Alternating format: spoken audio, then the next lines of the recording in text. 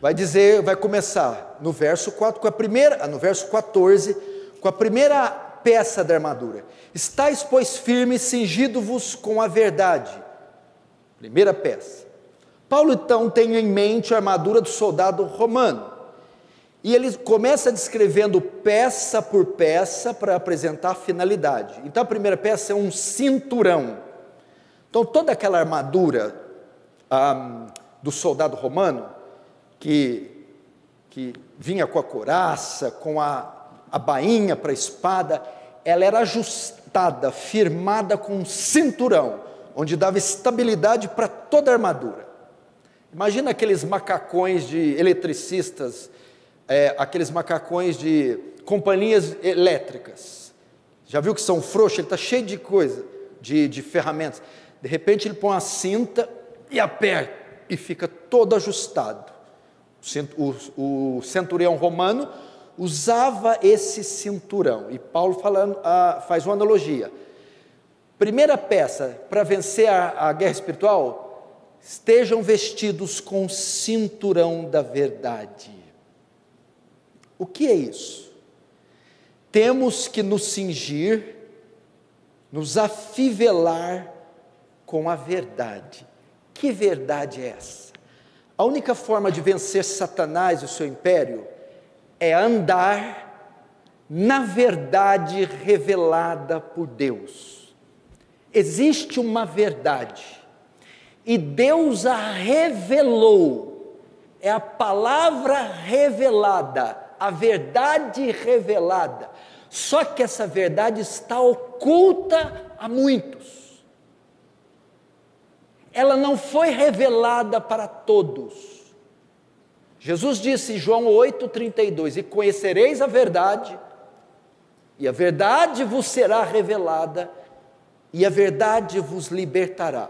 Ok? Então veja só, é andar na verdade revelada.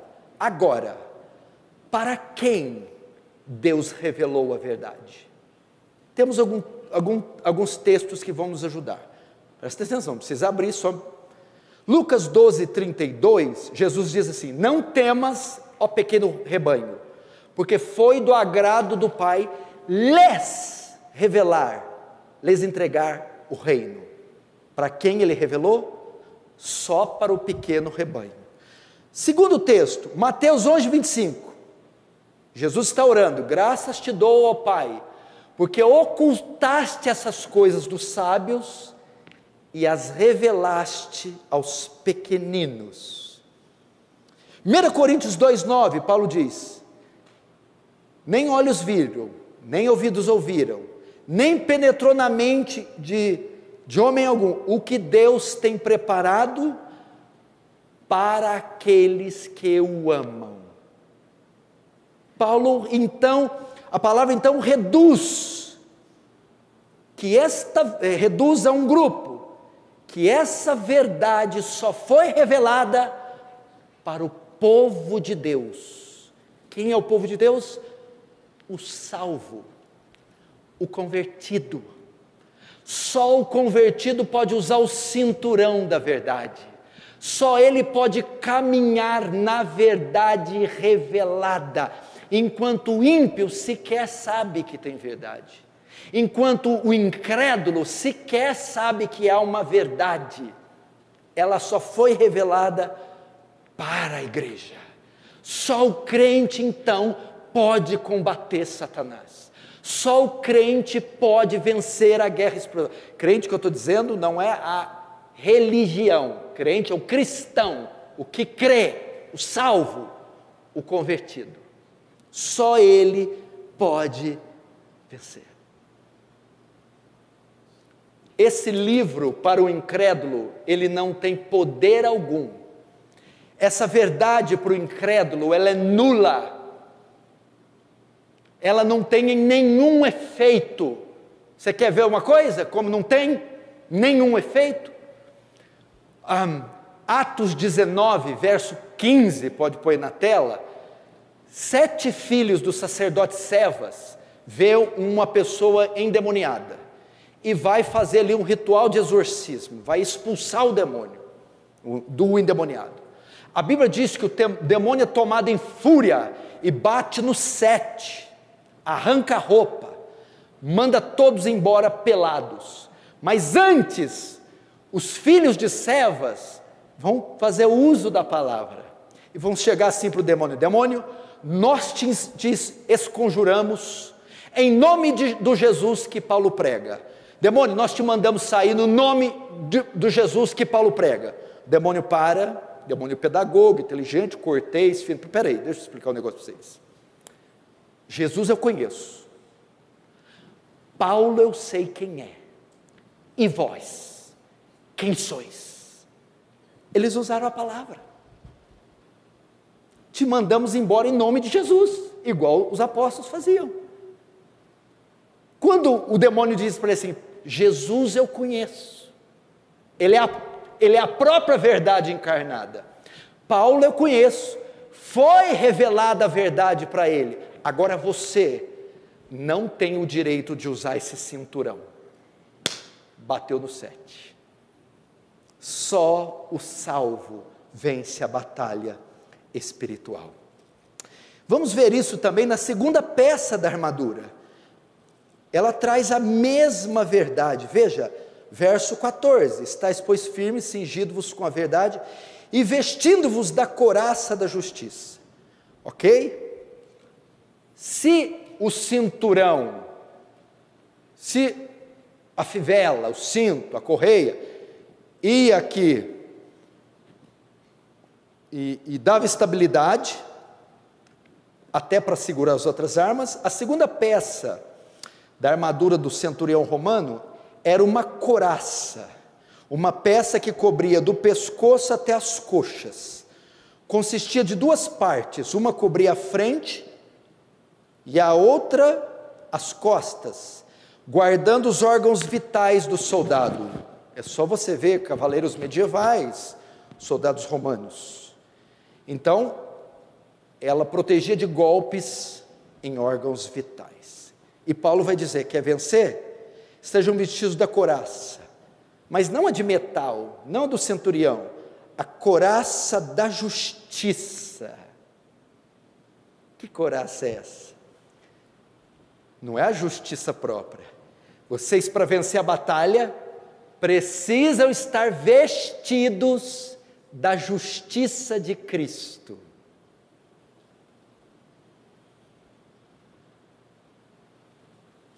Estar vestidos da justiça de Cristo. O que é estar vestidos da justiça de Cristo? Todo homem na face da terra, todo ímpio, é um incrédulo, é um injusto. Quem é o injusto? É o que viola a lei de Deus, o que quebra os mandamentos de Deus. Por quebrar, se torna injusto. Logo, o injusto é um condenado. Quem é o condenado? O que é violar a lei? É aquele que vive na prática da iniquidade, do pecado. Ok? E aquele que tem pecado, injustiça, não é oponente para Satanás. Não pode vencer. Para vencer, ele precisa ser vestido da justiça. O que é isso? De injusto, ele tem que se tornar justo. Ele tem que ter o perdão dos pecados. Ele tem que ser justificado em um tribunal forense. Diante do trono de Deus, ele tem que receber uma sentença positiva e ser declarado legalmente justo. Pergunta: qualquer um pode usar a couraça da justiça? Sim ou não? Qual é a única pessoa apta para vestir a couraça da justiça? O justo, o que foi justificado. Quem é o justo? O salvo, o verdadeiro convertido. Romanos 8:33. Quem intentará acusação contra todo mundo? Quem intentará acusação contra os eleitos de Deus? É Deus quem os justifica. É Deus quem veste a couraça. E veste em quem? Nos eleitos de Deus. Quem são os eleitos de Deus? Os salvos, os convertidos. Romanos 5:1, justificados, pois, pela fé. Justificados, vestidos da couraça da justiça. Romanos 12. Não, Apocalipse 12. Alegrai-vos, ó céus, pois foi expulso o acusador. Quem é o acusador? Satanás. Nós estamos falando de quê? De uma guerra contra ele, uma guerra que envolve acusação. Alegrai, ó céus, pois foi expulso o acusador de todo mundo, dos nossos irmãos. Por quê? Porque a nossa justiça está completa, Cristo triunfou na cruz. Romanos 8:1, agora pois já não há nenhuma condenação para os que creem em Deus. Então Paulo está limitando isso aqui à fé dos eleitos. Zacarias 3, que o pastor Cunha abriu, Deus mostrou o sumo sacerdote Josué, o qual estava diante do anjo do Senhor, e Satanás estava à mão direita dele, para lhe opor, acusar. Mas o Senhor disse a Satanás, o Senhor te repreenda, ó Satanás. Sim, o Senhor escolheu Jerusalém. Por que Satanás estava lá para acusar Josué? Ora, Josué estava trajado de vestes sujas, iníquas, impuras. Então, o diabo podia prevalecer contra Josué na batalha, reivindicar o direito de Josué a ser condenado. Ah lá, está de vestes sujas, vai vencer a batalha. Deus, consciente disso, o que faz com Josué? Ok, tomou a palavra e disse, tirai-lhe as vestes sujas, eis que tenho feito que passe a tua iniquidade, e te vestirei de finos trajes, e te vestirei da couraça da justiça. O que é isso? Vou expiar sua iniquidade. Salvação, conversão, é isso que está dizendo. Só o justo pode vencer o diabo, só o justo pode vencer Satanás, só o salvo pode vencer, ninguém pode se apropriar dessa armadura. Terceira peça, vamos agora no verso 15, diz assim, verso 15, calçai os pés com a preparação do evangelho da paz. Bom, a fim de aumentar a facilidade de movimentos sobre os diferentes tipos de estradas, os soldados romanos costumavam usar calçados fortemente cravejados com pregos. Aquilo fazia o quê? Evitava eles pisar em objetos pontudos, protegia os pés, e dava mais tração, mais estabilidade, quando eles iam lutar. Então, essa era a ideia dos sapatos ou das sandálias. E Paulo vai dizer que para vencer a guerra, eu preciso dessa peça, o evangelho da paz. O que é isso? Romanos, capítulo 5, verso, justificados, pois pela fé, temos paz para com Deus, ok? E o que mais? Eu vou ler, não precisa abrir, para você entender o que ele está dizendo aqui. Romanos também 5, verso 10 e 12 diz, verso 10 e 11, porque se nós, quando inimigos, fomos reconciliados com Deus mediante a morte de seu Filho, muito mais, estando já reconciliados, seremos salvos pela sua vida. E não apenas isso, mas também nos gloriamos por nosso Senhor Jesus Cristo, por intermédio de quem recebemos agora a reconciliação. Porque, preste atenção, evangelho da paz, calce, tenham sobre os seus pés calçado as sandálias do Evangelho da Paz. Evangelho da Paz?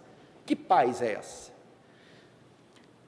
Na vida pregressa, no mundo, no pecado, éramos inimigos de Deus. Havia uma inimizade entre nós e Deus.